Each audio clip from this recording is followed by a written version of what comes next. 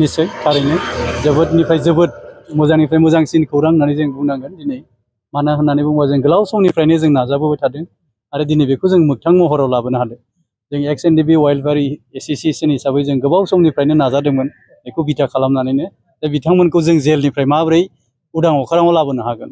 थिग बेबायदिनो दिनै मुसलपुर डिस्ट्रिक्ट सेसन कर्टआवहाय बिथांमोनखौ बेलनि अर्डार होनाय जाबाय गासै जोंहा सा 10 दङमोन 11 जनाव नगेन बर' बिथाङा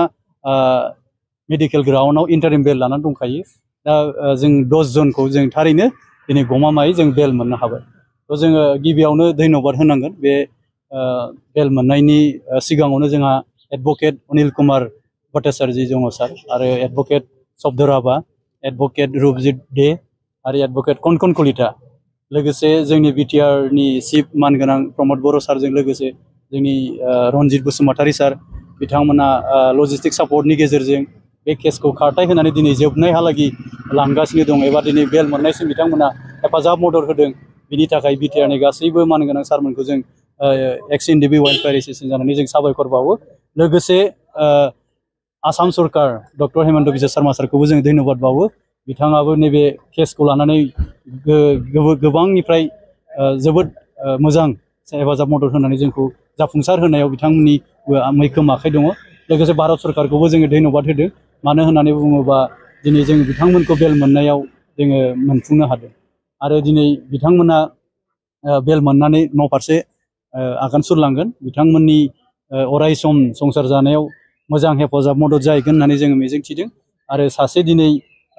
बिफा एबा बिमा एबा गथ' जाय गोलाव सम नैबे नांनायाव लोगो मोनाखैमोन न'खराव थाफानो मोनाखैमोन जोबोद दुखु खस्थ'नि गेजेरजों दङमोन नाथाय दिनै बे दुखु खस्थ'आ थाहैनाय नंला दिनै न'खर फारसे बिथांमोना थांसिगोन आरो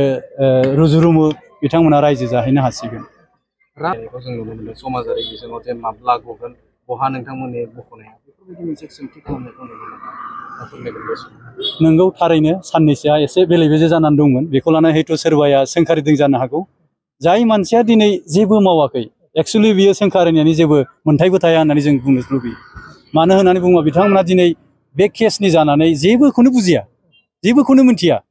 बबे पर्जायाव दङ मा खालामदों मा मादों सोर सापर्ट खालामदों सोर बेसेबां दुखु खस्थ' लादों बिनि थाखाय बे केसखौ नांनायाव दिनै प्रमद बर' सारा बेसेबां हेफाजाब मदद खालामनानै बेसेबां नाजासेयाव बेखौ जाफुंसार होदों दिनै बिथांमोना बेखौ मिथिया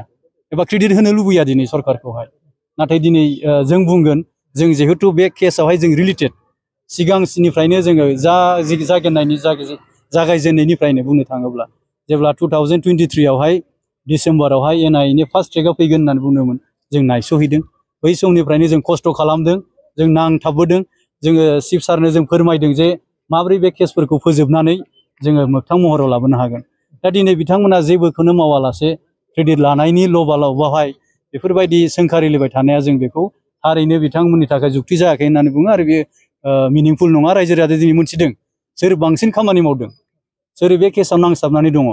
सोर खामानि मावदों दिनै रायजो राजाया गासैबो मिथिजोबो नाथाय सोरबाया बेखौ क्रेडिट लानो लुबैनायावहाय जों खामानि मावदों होनबा बियो जुक्ति गोनां जानाय नङा जों बेखौनो बुंगोन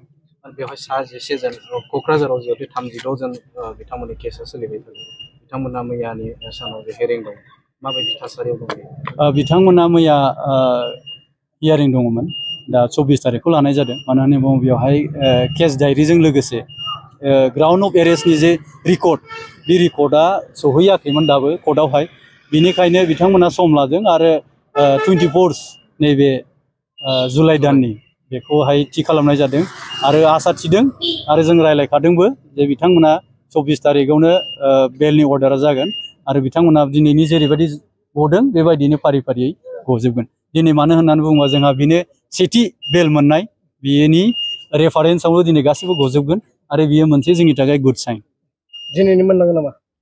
दिनैहाय जोङो सेस्था खालामदों दा टाइमा जुदि हास्लाबोबा जों एटलिस्ट साब्रैसोब्लाबो जों लांनायखौ जों दिनैनो नाजादों